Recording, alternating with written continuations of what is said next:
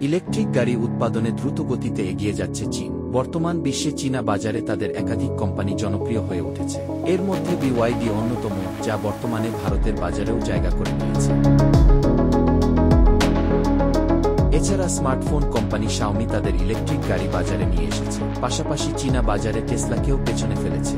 সম্প্রতি একটি প্রতিবেদনে বলা হয়েছে, বিশ্বে যত ইলেকট্রিক গাড়ি বিক্রি হয় তার ৭৬% আসে চীন থেকে। আর এই মৌসুমের এক প্রতিবেদনে বলা হয়েছে, ইলেকট্রিক ও হাইব্রিড গাড়ির বাজারে চীনের অবদান ৭৬%। এই পরিসংখ্যান প্রমাণ করে যে ইলেকট্রিক গাড়ির বাজারে চীনের অগ্রগতি কতটা সফলতা পাচ্ছে এবং বিশ্বব্যাপী গাড়ির বাজারে চীন আধিপত্য বিস্তার করতে পেরেছে। ইউরোপে চীনের ইলেকট্রিক গাড়ির বাজারের শেয়ার দেশভেদে আলাদা। ইউরোপের সবচেয়ে বড় গাড়ির বাজার জার্মানিতে গত বছর বিক্রি হওয়া ৫,৭৮,০০০ ইলেকট্রিক গাড়ির প্রায় ৪% ছিল চীনে। যুক্তরাজ্য ও ফ্রান্সে এই সংখ্যা কিছুটা বেশি, পর্যায়ক্রমে ৭% এবং ৫%। অন্যান্য ইউরোপীয় দেশগুলিতে এই শেয়ার ৩% থেকে ৮% পর্যন্ত।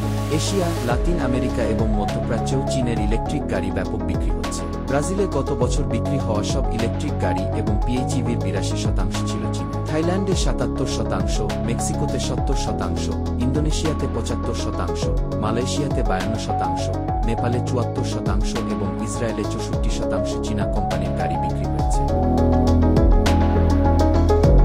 চীনের ইলেকট্রিক গাড়ির সফলতার পেছনে বেশ কিছু কারণ রয়েছে। চীনা কোম্পানিগুলির জন্য আধিপত্য বিস্তার করা সহজ হয়েছে। এছাড়া চীনের সরকার ২০০৯ থেকে ২০০৩ সাল পর্যন্ত ইলেকট্রিক গাড়ি শিল্পকে $২৩ বিলিয়ন ভর্তুকি ও সহায়তা দিয়েছে, যার ফলে উৎপাদন বৃদ্ধি, নতুন শাখা খোলা, প্রযুক্তিগত উন্নয়ন এবং বিশ্বব্যাপী বিতরণের সুবিধা পেয়েছে চীনা কোম্পানিগুলো।